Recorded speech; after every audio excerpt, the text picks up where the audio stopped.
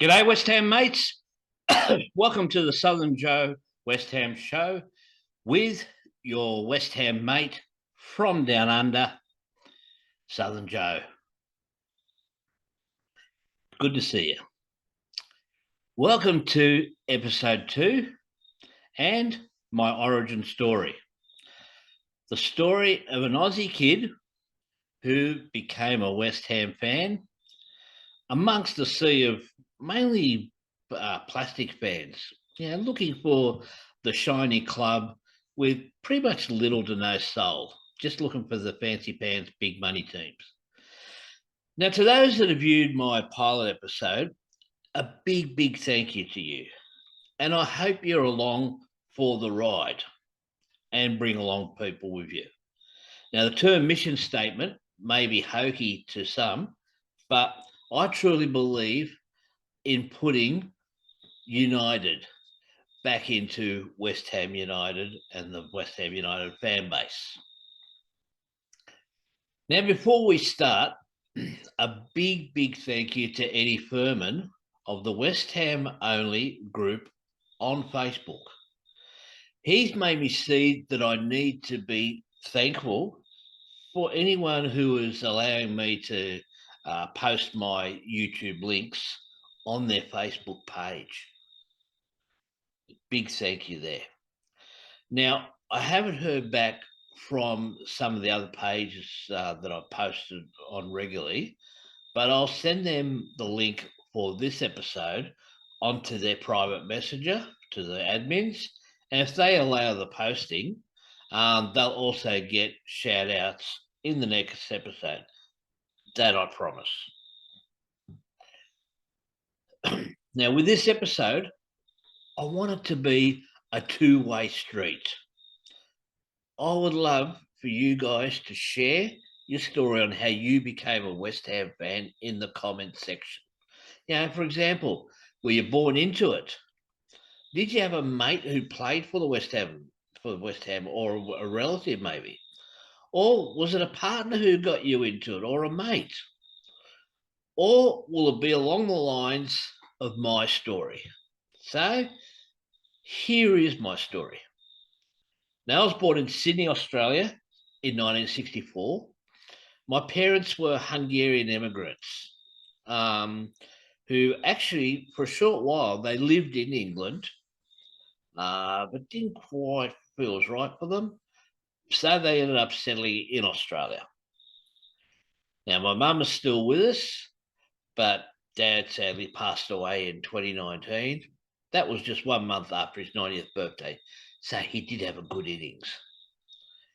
Now, it was Dad who got me into football, or soccer, as we sometimes call it here in Australia. My dad took me to my first local game, he says when I was about 3 years old. And he tells me that apparently I didn't pay that much attention to what was happening, being a 3-year-old, of course. But didn't take long before I was a staunch supporter of St. George Budapest. Now, as the name suggests, it was founded by a bunch of Hungarian immigrants in Sydney. So, like some of you guys that would always talk about how you're born and or raised near the old Upton Park, the St. George Budapest team was basically the team that I was originally born into here in Australia. Before I transition to how this leads to West Ham, there is some connective tissue that I know of between St. George Budapest and West Ham. Now, that's apart from me. Aussie Robbie Slater, he played 4 years with the Saints in the 1980s before going on to winning a title with the Blackburn Rovers. And then in the 95-96 season, made 25 appearances for the Hammers. And he scored 2 goals in the process. There was also a Scotsman named Ted McDougall, who was a Hammer in 1973, but then being a journeyman, he later on played 9 games for our St George in 1982. So, how did I become a West Ham United fan? A Hammer.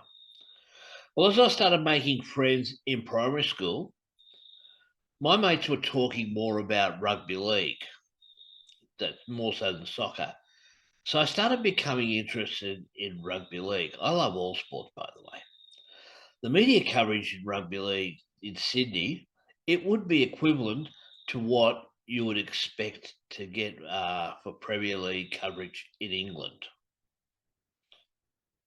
I started supporting St George in the rugby league because they were the same colours and they were from the same region as the Soccer Saints.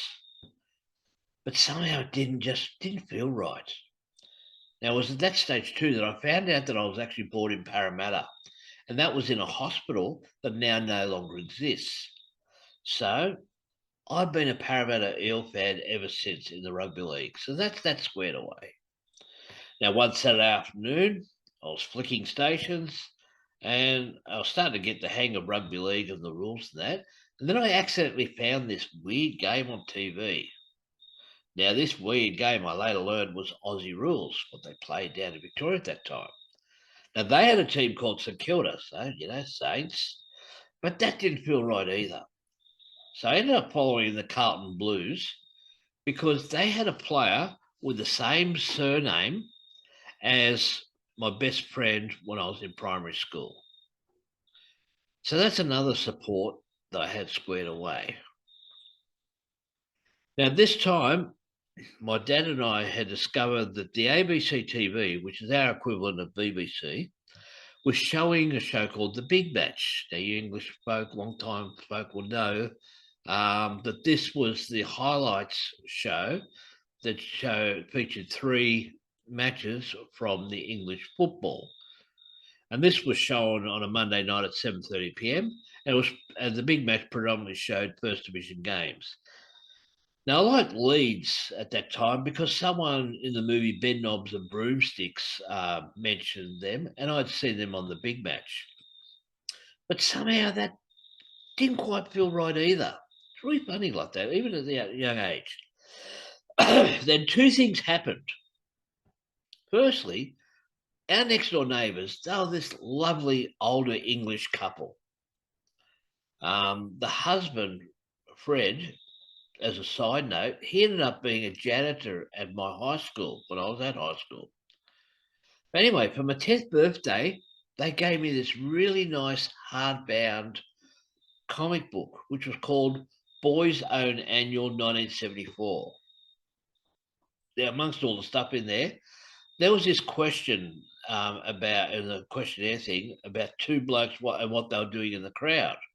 And what they're doing, they were blowing bubbles with one of those toy bubble makers. There was also an article about some bloke named Pop Robson. Now, all this, that sparked the initial interest in me as a young lad. I liked the colours of West Ham as well. Now, then came the 1975 FA Cup final. This was the 3rd FA Cup final I had seen because in those days, it was the only time that an English game would be seen live. Plus, with the time difference, it was very rare that a 9 or 10-year-old like me would be allowed to stay up after midnight for anything. So it was a rare treat. Now, as we all know, this famous game was between West Ham and Fulham, which in my Aussie youth, I'm pretty sure I might have pronounced it as Full Ham. So it's West Ham versus Fulham. Now, I made a firm decision that night that I would go for whoever won that game. But if I'm being honest, the longer the game went on, the more I really, in my heart, wanted West Ham to win anyway. And guess what? They won. So that's how I became a Hammer supporter after that 2-0 win. Now, between 1975 and 1980, I didn't get to see much of the Hammers. but I watched it fervently whenever they did come on the big match. And I would also trawl the results page of the newspaper every Monday morning, trying to see how we did over the weekend. Now, in 1980, I got to see the Hammers live once again on TV, because that was when we beat Arsenal 1-0 in the FA Cup of that year. I'm going to ask a question about that at the end too. Now, in the 90s, my brother then went to England and he toured Upton Park, and he bought me this really nice scarf. I'm trying to find it to show it off to you, but couldn't find it. Now, of course, these days, every Premier League game is live on TV. And here in Australia, we can see it live on the Optus Sports app, which I have. And I love posting on Facebook pages like West Ham Only Group, G'day Again Eddie. And I also proudly wear my Hammer shirts on various occasions, spreading the love between my sporting loves of the Hammers, Carlton Blues in the AFL, and the Sydney Kings in the NBL, the basketball. And I've got to get some Parramatta merch as well later. Now, please fill the comment section with all your origin stories. Love to hear them, and I'll share the best of them next episode. But till then, remember that we are massive everywhere we go. That's not just something we sing, that's something we live, okay? It's a special club that we've got here. Now, before I do sign off, one thing I forgot to put into my notes, and it's something when I was watching that game of, I watched highlights of West Ham against Arsenal back in 1980 in the FA Cup.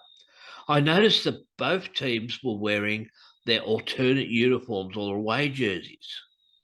And I thought at least one team would wear their home jersey. But was this, can someone please put in the comment section, was there an agreement between the two clubs that they both wear away jerseys? Because it would probably be a clash if they both wore home jerseys, only because of the style of jersey at the time. But they both seem to wear away jerseys, which I've never seen before or since. So if someone could say something in the comment section as to why that would happen, and was that a common theme when it was a neutral venue, let me know. But that was a glorious night too. It's a pity we didn't win the FA Cup again when we took on Liverpool, but that was truly a great game.